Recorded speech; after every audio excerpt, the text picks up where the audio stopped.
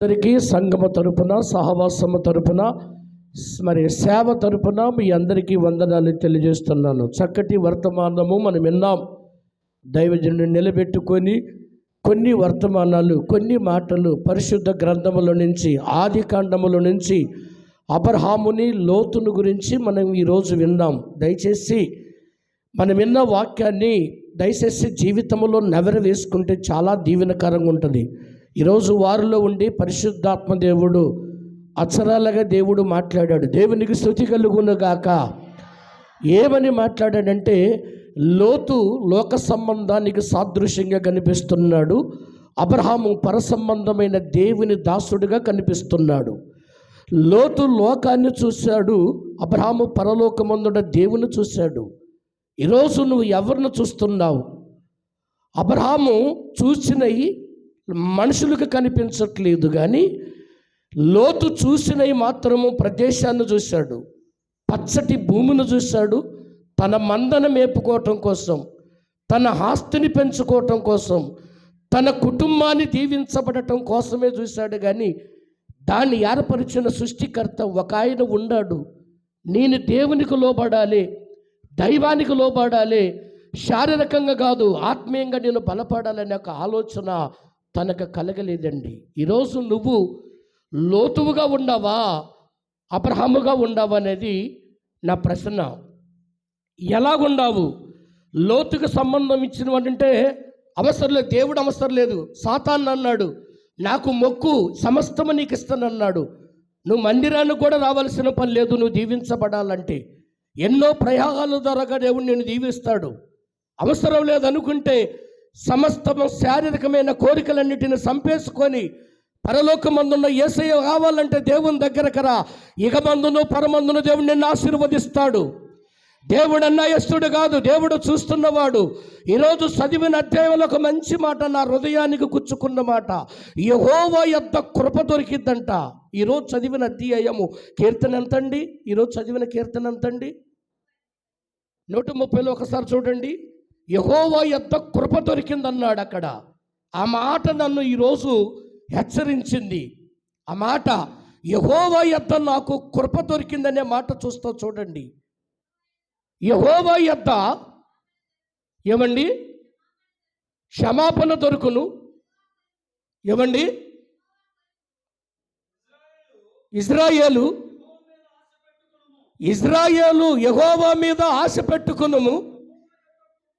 గట్టిగా సపట్టు కొట్టేసే నామాన్ని మహిమపరచుమగాక. ఇజ్రాయేలు నువ్వు దేవుని మీద ఆశ పెట్టుకో. ఇజ్రాయేలు సంఘానికి చెప్పిన వాగ్దానము, ఇజ్రాయేలు ప్రజలకు చెప్పిన మాట.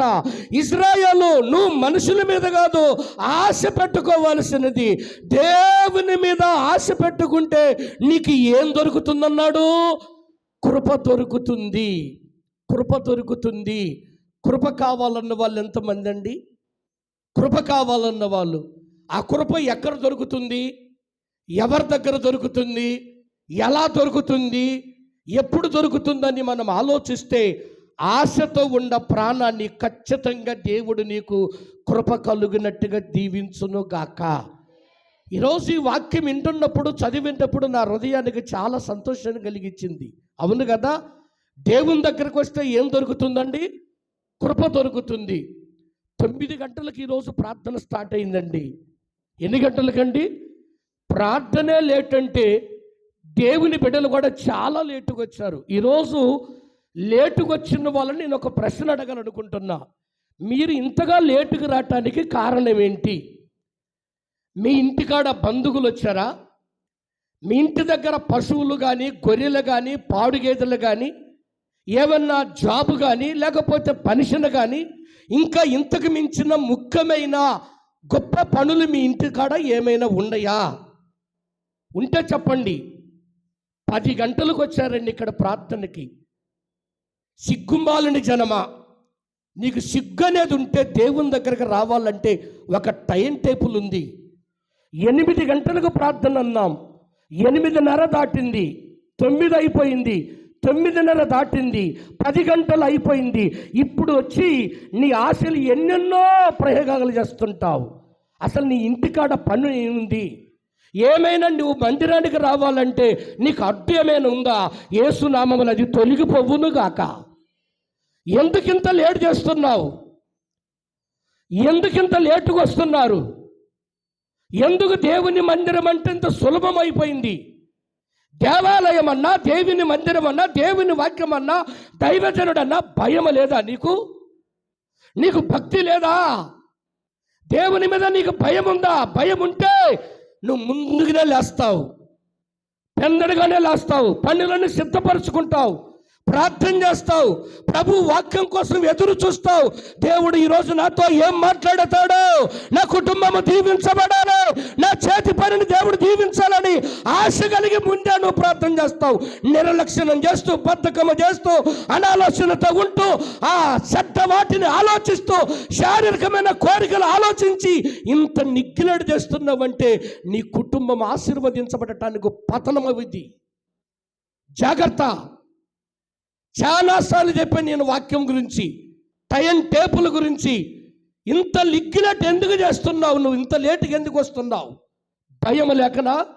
ఇక్కడెవడు అడిగేవాడు లేడనా? ఇక్కడెవడు ఖండించేవాడు లేడనా? అదే స్టేషన్కి వెళ్ళాలంటే ముందుగా వెళ్తావు, అదే కోర్టుకి వెళ్ళాలంటే ముందుగా వెళ్తావు, అదే హాస్పిటల్కి వెళ్ళాలంటే ముందుగా వెళ్తావు, అదే ఈ ఊళ్ళో గ్రామ పెద్ద మనిషి ఎవరైనా పిలిస్తే ముందుకు వెళ్తున్నావు. శారీరకంగా బలహీనత కోసము ఈ మనుషులు పెట్టే ఈ శిక్షకు నువ్వు భయపడుతున్నావు, కానీ దేవుడు పెట్టిన శిక్షకు నువ్వు భయపడట్లేదు. ఈ మనుషులు పెట్టే ఆజ్ఞకు నువ్వు భయపడుతున్నావు. ఏమండి, జనమంతా కూడా ఆ పటముకి నమస్కారం చేశారు, కానీ 3 వ్యక్తులు మాత్రం దేశానికి కానీ గొప్ప రాణిగా ఎంచబడ్డారండి, గొప్ప రాజులుగా ఎంచబడ్డారండి. మేము సేవిస్తున్న దేవుడు మేము మమ్మల్ని రక్షించకపోయినా సరే, మేము ఆ దేవునికి, ఆ ప్రతిమకు మేము దండం పెట్టము, నమస్కారం చేయమని చేతులు కట్టుకొని సమర్థులుగా నిలబడ్డారు. నువ్వు ఎలా ఉన్నావు? ఇందాక చెబుతూ ఒక మాట కనిపించదు. అది సార్ చెప్పాడు, కనిపించే వాటి కోసమే నువ్వు ప్రయత్నం చేస్తున్నావు, కనపడని దేవుని కోసం నువ్వు భయపడట్లేదు. ఆకాశం కనపడుతుంది కదా, ఆకాశంలో నక్షత్రాలు కనపడుతున్నాయి కదా, సూర్యుడు కనిపిస్తున్నాడు కదా, భూమి కనిపిస్తున్నాడు కదా, వీటిని కలగజేసిన దేవుడు మీకు కనపడుతున్నాడా? కనపడుతున్నాడా? ఆకాశం కనపడుతుంది, సూర్యుడు కనిపిస్తున్నాడు, చంద్రుడు కనిపిస్తున్నాడు, భూమి కనిపిస్తుంది, ఈ తన్నిటిని తయారు చేసింది కనిపిస్తున్నాడా? నీకు కనిపించట్లేదు. కనిపించే వాటి వైపు చూసి నువ్వు సాగిల పడుతున్నావు. వాటిని కలగజేసిన దేవుడు, నీకు కనుమరుగైన దేవుని కోసం నువ్వు భయపడట్లేదు. లోతులాగిన ఉండవు నువ్వు, లోతు జీవితం లాగానే ఉంది మీది. అబ్రహాము దేవుని నమ్మాడు, అతనికి అది నీతిగా ఎంచబడెను. లోతు ఎవరిని నమ్మాడు? లోకాన్ని నమ్మాడు, లోకములో ఉన్న పనులు నమ్మాడు, ఆస్తులను నమ్మాడు. కొండలు, లోయలు, పచ్చటి గడ్డి, గొర్రె మేకల వైపే చూశాడు, కానీ దీన్ని కలగజేసిన మహానీయుడు యేసు ఉన్నాడనే ఒక మాటని మరిచిపోయాడు. అందుకని సొదొమ గొమొర్రా పట్టణము అది శబ్దకారముతో ఉంది, అది పాపముతో ఉండదు, అది అగ్ని గంధగోళముతో కాల్చబడుతుంది. రమ్యమైన దేశం కోసం చూస్తున్నావు, దాన్ని కలగజేసిన దేవుణ్ణి ఏం చేస్తున్నావు? ఈరోజు చాలా బాధకరం ఉందండి. యెహోవా దగ్గర ఏం దొరుకుతుందన్నాడు? ఏం దొరుకుతుందండి? కృప దొరుకుతుంది. నీ ఇంటికాడ ఏం దొరికింది? నీ పనిలో ఏం దొరికింది? నీ మాటల్లో ఏం దొరికింది? నీ చూపులో ఏం దొరికింది? నీ చేతి పనిలో ఏం దొరికింది? నీ ప్రజల్లో ఏం దొరికింది? నీ కుటుంబంలో ఏం దొరికింది? పాడాయం తప్ప, ఆ పనికి రాని తప్ప ఏమైనా దొరికినాయా? దొరకాల్సిన స్థలం ఇది, పొందుకోవాల్సిన స్థలం ఇది, ఇవ్వవలసిన సమయం ఇది, దేవుని హెచ్చించే సమయం ఇదండి. ఇలాంటి దేవుని నువ్వు ఏం చేస్తున్నావంటే నిగ్గులేడు చేస్తున్నావు. పేరుకు మాత్రం క్రైస్తవుడివి, నువ్వు పేరుకు మాత్రం క్రైస్తరాలివి. కొన్ని కుటుంబాలలో చూస్తే సాతాను తాండవాలుతుంది. ఎందుకో తెలుసా? ఇందాక చెప్పాడు కదా, శారీరకమైన ఆలోచనలు, శారీరకమైన కోరికలు, శరీరమైన సంబంధమైన ఆలోచనలు తప్ప, లేమిడే తప్ప కలివి కనిపించట్లేదు. ఈరోజు ఎలా ఉన్నావు? ఇశ్రాయేలులారా, యెహోవా మీద మీరు ఆశ పెట్టుకోండి. దేవుడు హెచ్చరిస్తున్నాడు అక్కడ ఎవరిని?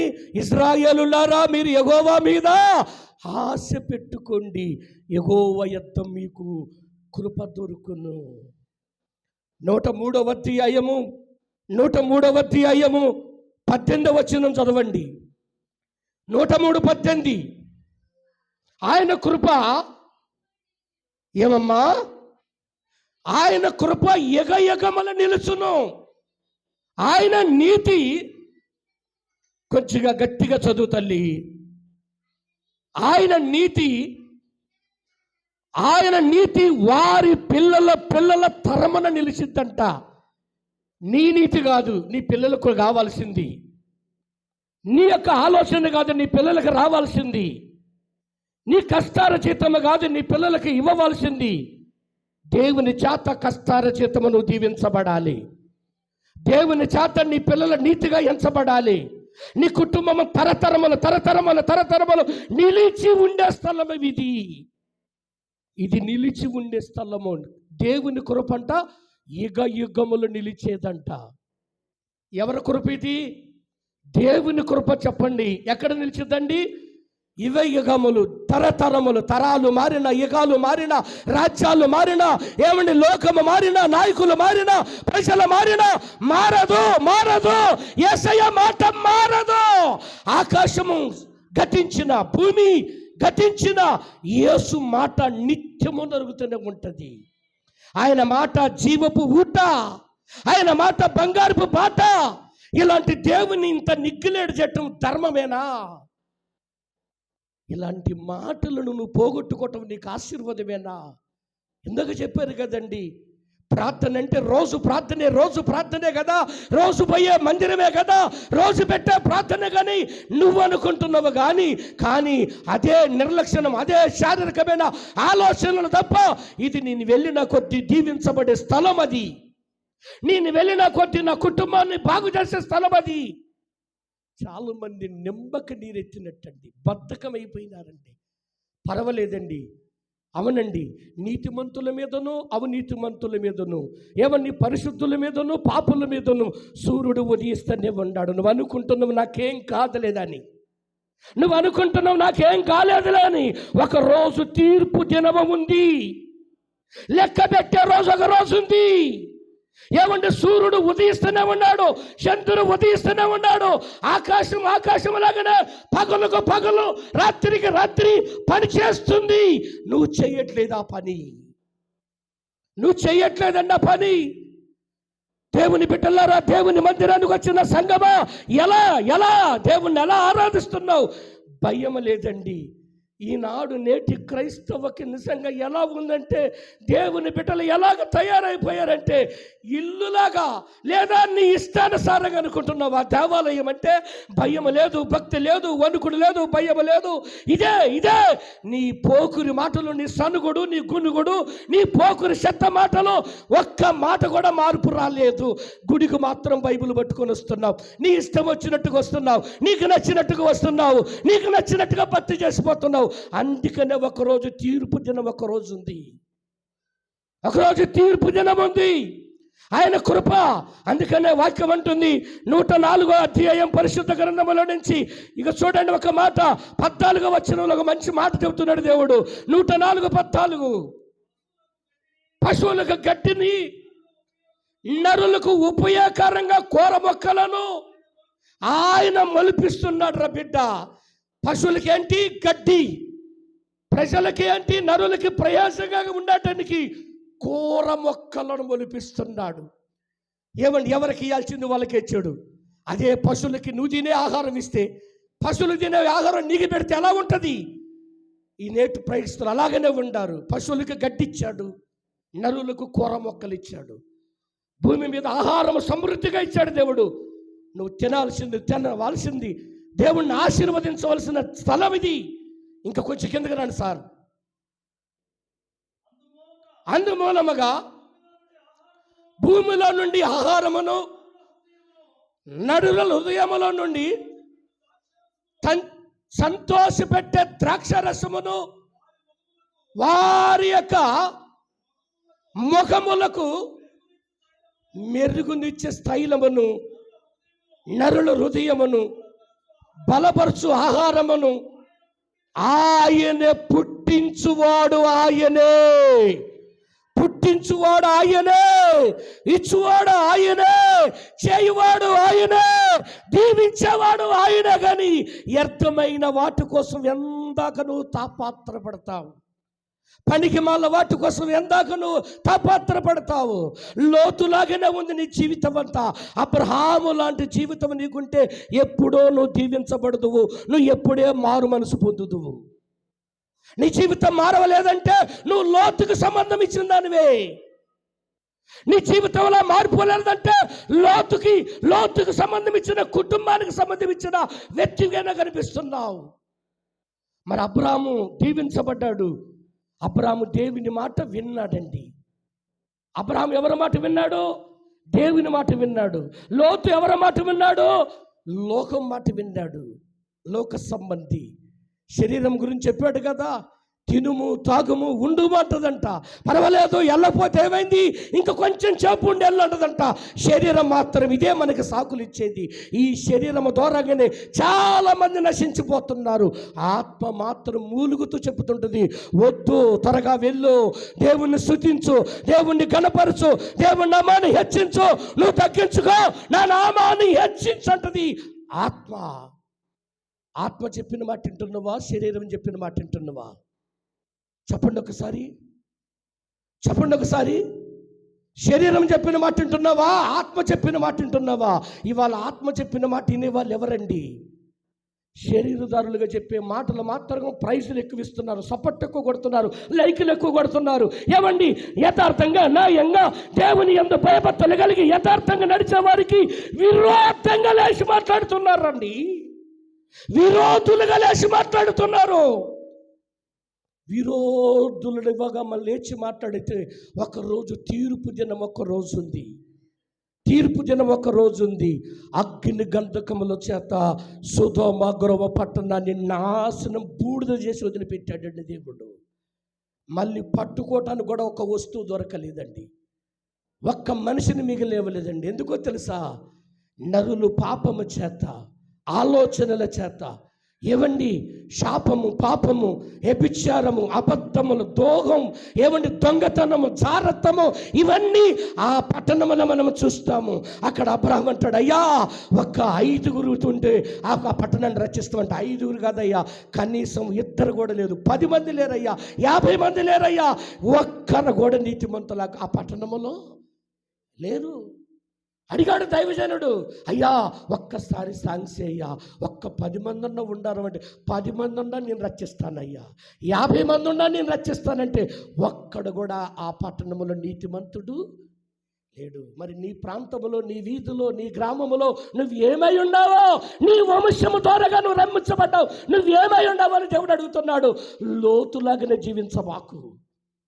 ముగించబోతున్న నా మాటలు దయచేసి, యెహోవా కృప దొరికిద్దంట. ఏం దొరికిద్దంటండి? కృప దొరకాలి. ఇది ఎవరు కావాలండి? కనిపించేవి కావాలి. ఇగో నేను వేసుకున్న బట్టలు కనపడుతున్నాయి, నాలో ఉన్న గుండె కనపడుతుందా మీకు? నాలో ఉన్న మెదడు కనపడుతుందా మీకు? నాలో మాట్లాడే పరిశుద్ధాత్మ దేవుడు మీకు కనపడుతున్నాడా? నేను కనిపిస్తున్నా మీకు, నేను మాట్లాడేది మీకు తెలుస్తుంది.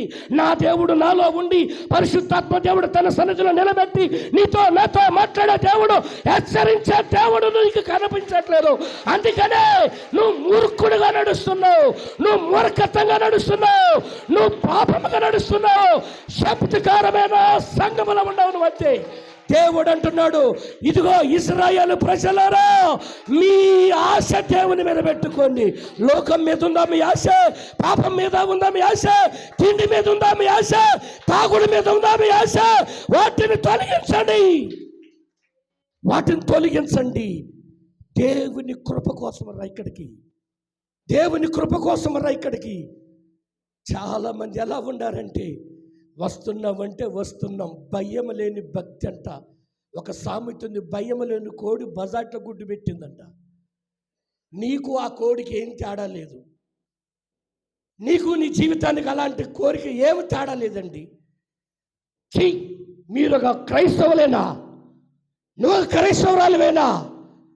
చెరుపు చేసే సంతానమా నా ఎద్ద నుంచి తొలగిపోండి అంటాడు. అక్రమ చేయవారులారా నా ఎద్ద నుంచి తొలగిపోండి. దేవునికి ఇవ్వాల్సిన సమయం నీకు తెలియదా? దేవునికి దగ్గర రావాల్సిన సమయం నీకు తెలియదా? దేవుని స్తుతించవలసిన సమయం నీకు తెలియదా? దేవుణ్ణి ఆరాధించే సమయం నీకు తెలియదా? ప్రారంభం ముగింపు నీకు తెలియదా? ఎప్పుడు వస్తే ముగింపు కోసం ఎదురు చూస్తావు. రావటం తక్కువ, ముగింపు తక్కువ. ఇదే నేటి క్రైస్తవుడి భక్తి. అర్ధగంట ఎక్కువైతే, పావు గంట ఎక్కువైతే టైం చూస్తావు. మరి నీ టయానికి నువ్వు రాకుండానే లేటుగా వచ్చే టైం చూస్తావే. మరి దేవుడు పెట్టిన టైం 8 గంటల కన్నావు, రాలేదు, నిన్ను తొలగిస్తే ఏం చేస్తావు? నీకు సమయం ఇచ్చాడు 9 గంటలకి, 10 గంటలకి, 11 గంటలకి ఆరాధన అన్నావు. ఈ గంటలన్నీ ఏం చేశావు నువ్వు?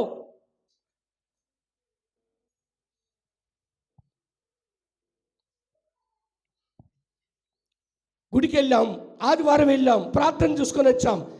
ఇది సాకులు. అక్కడికి వెళ్ళింది ఎంత క్రమంగా వెళ్ళాను, ఏ టయానికి వెళ్ళాను, ఏ వాక్యం చెప్పారు, ఏ మాటలు దేవుడు నాతో మాట్లాడాడు, నా జీవితంలో ఉన్నది ఏంది, లేనిది ఏంది, మార్చుకోవాల్సింది ఏంది, మారవలసింది ఏంది, ఇది లేదా? ఇది నువ్వేదైనా పాటిస్తున్నావా? నేను ముగిస్తున్నా. దేవుని దగ్గర ఏం దొరికిద్దంటండి? మీ పంప దగ్గర ఏం దొరుకుతాయో, మరి మీ ఇళ్ళ దగ్గర ఏం దొరికిందండి? ఏం దొరికిందమ్మా నీ ఇంటికాడ? నీ ఇంటికాడ ఏం దొరికింది?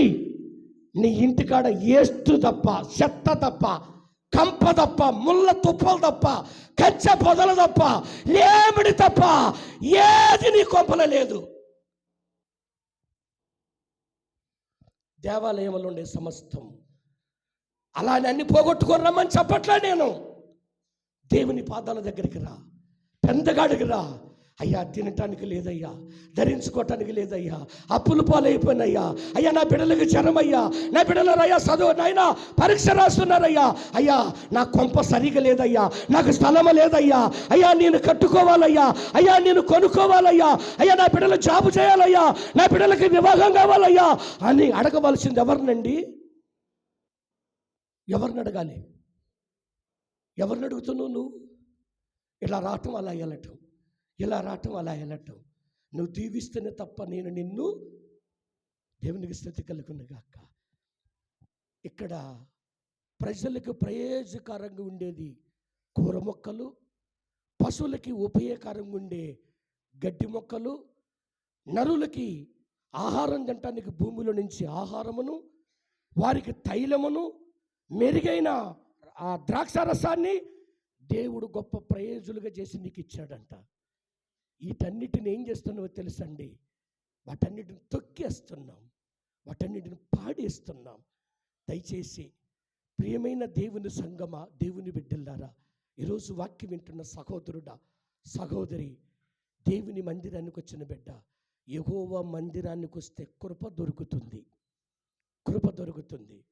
ఇలా ఏం దొరికింది నీకంటే, అయ్యా ఒక వరం దొరికిందయ్యా, ఒక ఫలం పొందుకున్నానయ్యా, ఇదే నేను ఇంటికాడ ఉంటే పోగొట్టుకునేదాన్నే కదా అని గొప్ప ప్రయోజకుడిగా ఉంటే ఈ కృపే నిన్ను, నీ పిల్లలకి తరతరము నిలిచి ఉంటుంది. నీతంట తరతరములు నీ పిల్లల మీద నిలిచి ఉంటుందంటండి. నీతి నీ పిల్లలకు తరతరములు నిలిచి ఉండ. ఆస్తుల వాళ్ళకి కావాలండి, పలుకుబడి వాళ్ళకి కావాలండి. ఏవండి, ఏమి లేకపోయినా మన దేవుడు మనం దీవించాలంటే ఆ కలిగిన దాంట్లోనే, ఆ ఉండ ఇచ్చిన దాంట్లోనే దేవుని సన్నిధిలో పడి ఉండండి. అదే మీ పిల్లలకు తరతరాల ఆస్తిగా ఉంటుంది. దేవుడి మాటలు దీవించి ఆశీర్వదించునుగాక. తలలో ఉంచుదాం, కళ్ళు మూసుకుందాం, ప్రార్థన చేసుకుందాం. తండ్రి నీకు స్తోత్రాలు నాయనా. ఈరోజునైనా యెహోవా యొద్ద నాకు కృప దొరుకుతుందని భక్తుడు తెలియజేస్తున్నాడయ్యా. నీ దగ్గరకు వస్తే కృప దొరుకుతుందయ్యా. నీ దగ్గరకు వస్తే నాయనా సమాధానం దొరుకుతుందయ్యా. నీ దగ్గరకు వస్తే వరము దొరుకుతుందయ్యా. నీ దగ్గరకు వస్తే దీవెన కలుగుతుందయ్యా. నీ దగ్గర గడిపితే సమృద్ధి కలుగుతుందయ్యా. నీ దగ్గరకు వస్తే కలవరము తొలగిపోతుందయ్యా. నీ దగ్గరకు ఉంటే మాకు అన్నీ దొరుకుతున్నాయి అనే మాట మేము విన్నాం ప్రభువా. ఇంతకు మించి నాకేం కావాలయ్యా? అవునయ్యా, నేను సమయాన్ని వేస్ట్ చేశానేమో తండ్రి, నేను సమయాన్ని దొంగిలించానేమో నాయనా. సమయాన్ని పాటించక నాయనా నా ఇష్టానుసారంగా నేను వాడుకుంటున్నానమ్మ తండ్రి. ఆ సమయాన్ని పోనీయకుండా నీకు భయపడే జీవితాన్ని నాకు దయచేయి తండ్రి. నా పిల్లలకు దయచేయండి అయ్యా. నీ నీతి, నీ కృప నా పిల్లల మీద ఉండాలని ఆశపడుతున్నాను తండ్రి. ఈ సంఘం మీద నీ కృప మా మీద ఉంచి నడిపించి బలపరచమని యేసు నామమున ఈ ప్రార్థన అడుగుచున్నాను తండ్రి. ఆమేన్. అందరూ లేచి నిలబడదాము.